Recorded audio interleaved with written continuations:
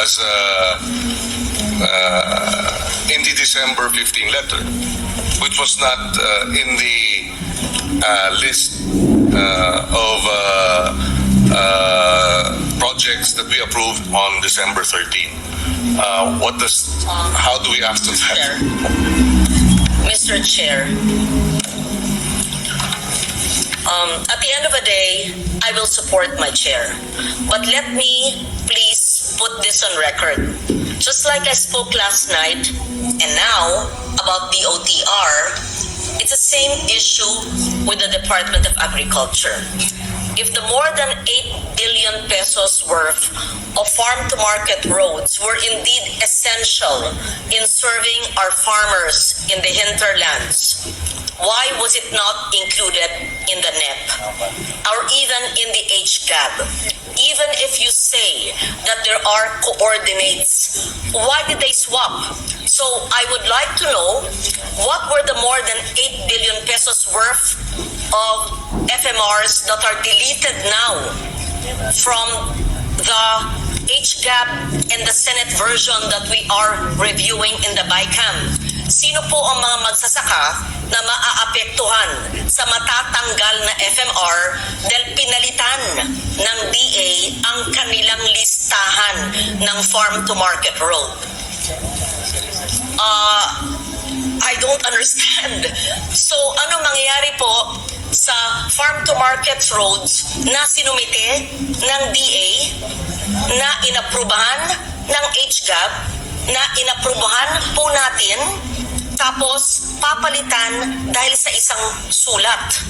So, I would just like to make it clear that these are not Senate-introduced FMRs. We did not introduce or submit a list to the Secretary, just to be fair, okay? Insofar the Senate is concerned, we understand and support the House amendments for farm-to-market roads in specific rural districts, and that is both needed, and as long as there are coordinates and not just a lump sum, that is supported. But suddenly there's a change. And as I said, I spoke to Secretary Laurel on Sunday morning because I was confused with the 16B NEP and the another 16B HGAB. And he said, I don't know if I should say it here. Okay, he said something. I will tell you later. Then I'm surprised that he's sending another letter now for another 8 billion. So I would like to know, I have to be enlightened, Mr. Chair. Why is there suddenly, within 3 days of that conversation, there's a change of heart or a change of mind of farm-to-market roads worth 8 billion? Ano po ang mangyayari sa tinanggal niyang 8 billion? At anong nangyari sa ating kanayunan na kailangan bigla ng 8 billion na ito? So may switching. May switching, may swap. So yung tinanggal po na 8 billion, malay ko kung saan yun, saan po ilalagay? Sa NEP ng 2027? Ito pong bagong 8 billion, saan po nanggaling yan? Ano mga distrito, probinsya, bundok, kanayunan, saan? Please enlighten this representation. I'm not trying to interpolate my colleague because I did not receive the letter. I just want to understand, please. Again, if we will make this a habit, then every agency will change internal realization. Oh, pareho naman ng level eh. Papalitan na namin ng laman. Ano tayo, halo-halong kalamay? Ang BICAM, nangyayari ba sa akin noon? Ay, hindi ako tatanggap ng ganyan. Last minute? Di. So, maybe you can, what is that agricultural emergency that the DA would have to change 8 billion worth of FMRs? I want to know and understand. I'm not angry at the vice chair or the chair of Agri. I'm just passionate when there's something I do not understand and I need to comprehend it, Mr. Chair. In the end, I will support my chair. If I may place on record, this request has not been acted on. So we continue to, well, at least for the Senate, we are standing by the previous list that we approved on December 13. Now, if unless there are members of the bicameral conference committee who disagree, I think we should stick with the December 13. Magiging masamang ano yan? Mr. Chair, and for the record, the December 13 list has coordinates. The 33 billion peso December 13 list. We approved it with the coordinates.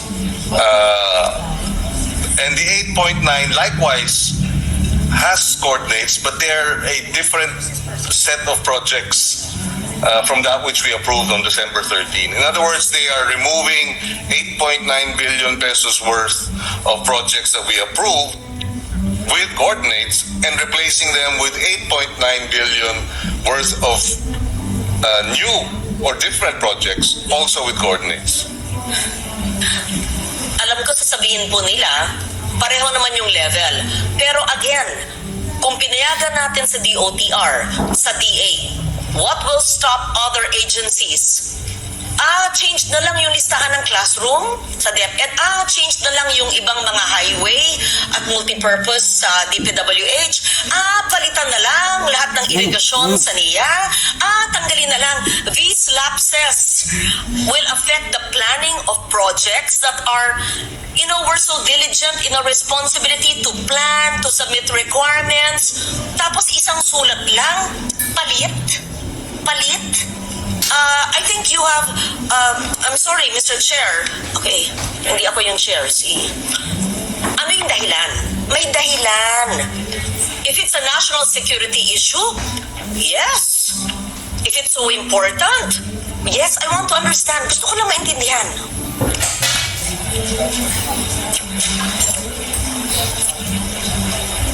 So there's something he knows that we don't know. May I venture a guess based on, Not guess, it's because not a the guess. BICAM is not Let a me guess. finish, ma'am. Yeah. May I venture a guess based on the letter that he sent to us and the reason that he gave? Part of the reason that he gave was, please be informed that the earlier submission was made without the approval of the Secretary of Agriculture, as the undersigned was on official medical leave at that time. So, In-approve yung hindi nga in-approve. so and this is where my guess comes in. No, sir, because hindi pwedeng leave siya. No, this is where my intelligent guess comes in, if I may be allowed to perhaps try to understand what happened here. This is the first time we have asked for coordinates. We've never asked for coordinates before. In previous budgets, it has always been lump sum. So it is possible that because this is the first time that this is being requested, then therefore the preparation of these coordinates had to go through a process that somehow there were gaps. And that being the case, because of the gaps, they had to correct the submissions. That is my intelligent understanding. We've never asked for coordinates and an itemized list of projects in the past. This is the first time. Mr. Chair, may I? Sabi, overpriced. Punuan budget yan. Overpriced. Ibaba. Paulit-ulit. Sa hearing, sa technical working group, sa media, even the president said the same thing. Our chair worked diligently with LBRMO, everyone, and DPWH, binaba. Ayon sa kanilang inputs at methodology, binaba. In-approve natin. Sa BICAM sabi, itaas. Kaya nga nagkaroon ng impasse for a while, pero nasolve natin sa CMPD. Thank you to the House for agreeing for a truthful, accurate budget. Salamat. Tapos, DOTR. Yan, may letter. Internal realignment. Sige na. Tapos, ang DA. Yung 8.9, hindi pala official transmission yan. Hindi pala in-approve ng secretary. We approved it. What does it make of us? It's not an official list. Now this is the official list. So we better have rules. I think the bicameral committee has to have rules. When there are letters from the cabinet, that means letters given to the chair are not official transmission. We have to check. There should be maybe a watermark. So they're saying that these were not official transmissions because the secretary was on medical leave. Ano ibig sabihin yan? So, sino nagpadala? Yusek niya? What was it? A fake list? And then the bicameral conference committee approved it? Hindi ganyan eh. Hindi, nangyayari ba yan nung 10 years ago? Hindi eh. Not as, walang ganyan. Hindi nangyayari yan noon. Hindi ganitong kagarapal. Ang pagpapalit-palit.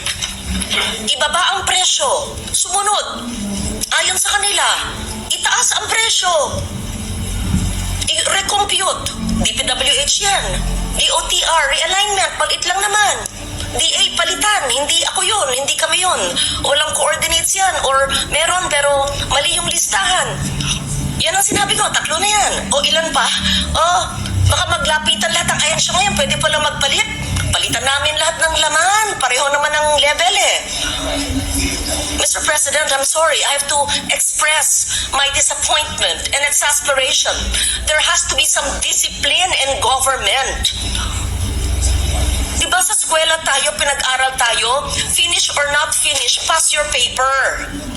Pag nagraduhan na ng teacher, tama na, hindi pwedeng magpalit yung seatmate ko, mali.